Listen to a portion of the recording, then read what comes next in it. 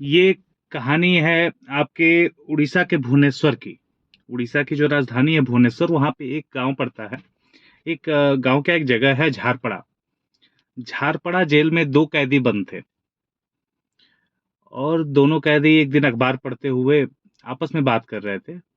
जल्द ही में उस समय दिल्ली में वो कांड हुआ था जो कि कांड कैसे श्रद्धा का।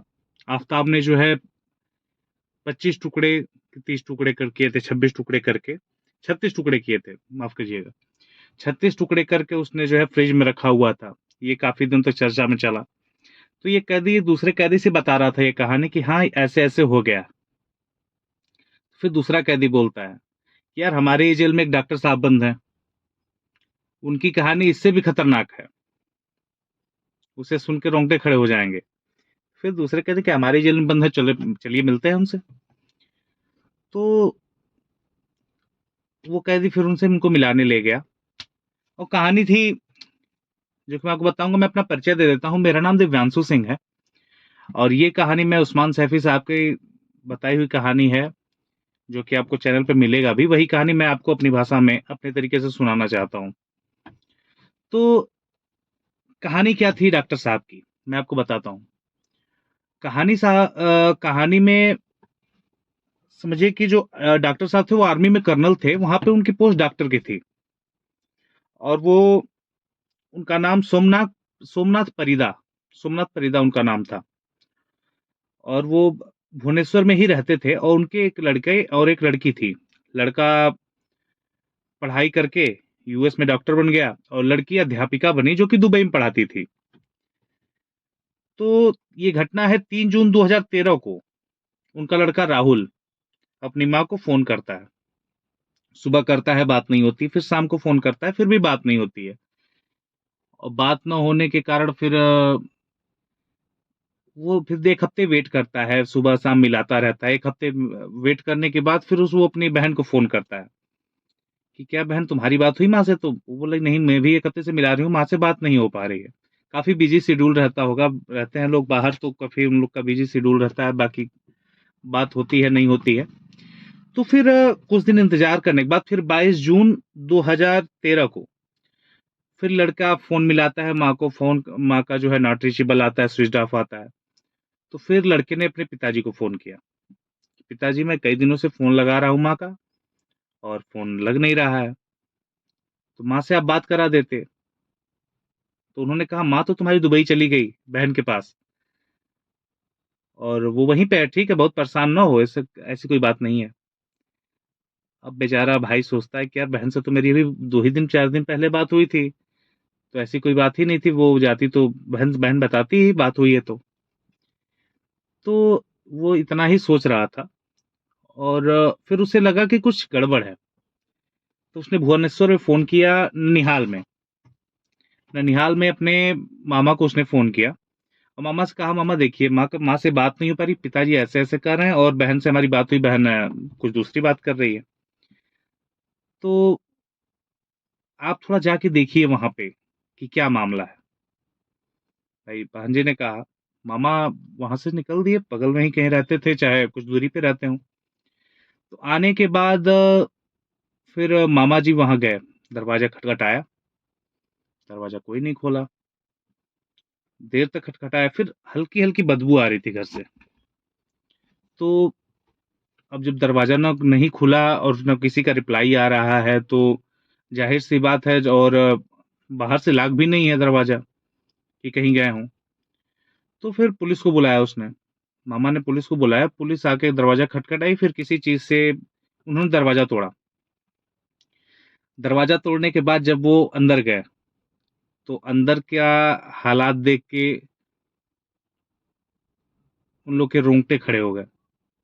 अंदर क्या था कि जब वो अंदर पहुंचे तो राहुल के पिताजी जो कि कर्नल साहब थे, डॉक्टर साहब, वो एक थाली में सर लेके बैठे हुए थे अपनी पत्नी का। सर, कटा हुआ सर, धड़ अलग था, सर अलग था।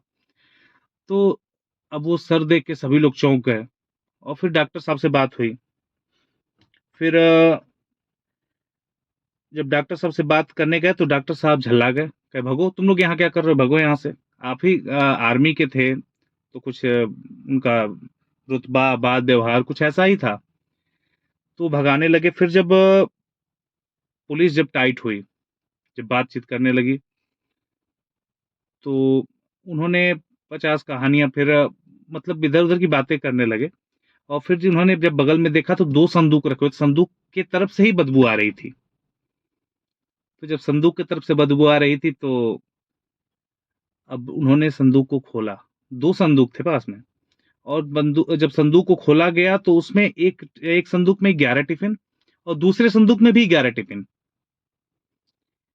मतलब दोनों मिला के 22 संदूक थे। और संदूक को जब खोला गया तो किसी में मीट के टुकड़े मिले। हर हर संदूक में, पूरे टिफ़िन में जो है, सब में मीट के टुकड़े भरे हुए थे। तो अब जब एक को खोला गया, फिर दूसरे को खोला, किसी में उँगली, किसी में पैर, ऐसे-ऐसे करके उन्होंने अपनी पत्नी के ही 300 टुकड़े कर दिए थे। सोचने वाली बात है कि उन्होंने 300 टुकड़े करके टिफ़िन में, और भाई डॉक्टर थे, बगल में ही उनकी क्लिनिक थी कुछ दूर पे।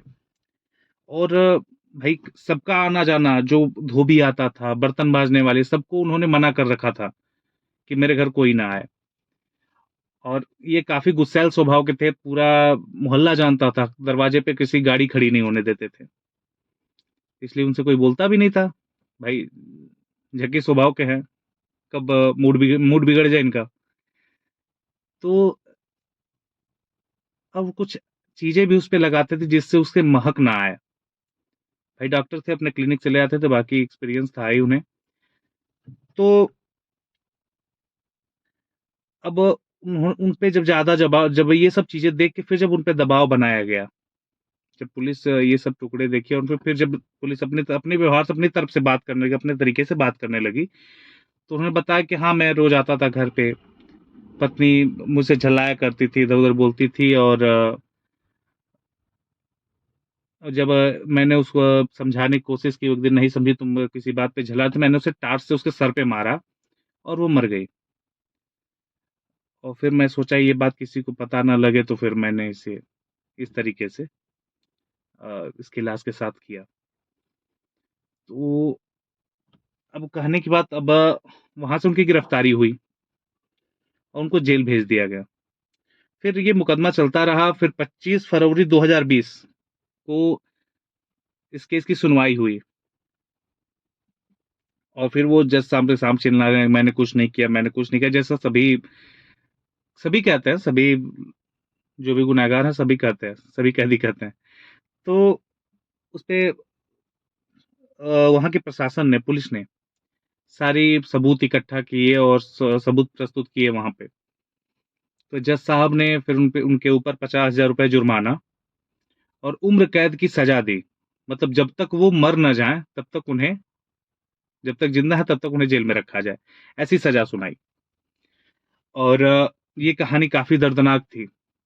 और इस कहानी को सुनाने का मकसद ये नहीं है कि किसी को कष्ट पहुँचाना, चाहे किसी को कुछ कहना, ऐसा कोई मकसद नहीं है, बस एक सचेत करने वाली बात है।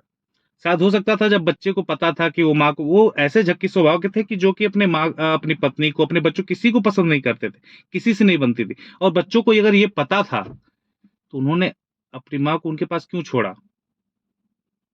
कोई दूसरा आपसे जब नहीं बनती है तो छोड़ दे, उन्हें अपने साथ ले जाना चाहिए था। तो हो सकता है कि ले गए होते तो उनकी माँ जिंदा रही होती। तो ये कहानी सोमनाथ परिदा जी की है और ये अभी भी, आज भी वहीं पे झारपड़ा की जेल में बंद हैं। और इस कहानी से सुनाने का मकसद ये था कि आप लोग सतर्क रहें, सचेत रहें। और मैं दिव्यांश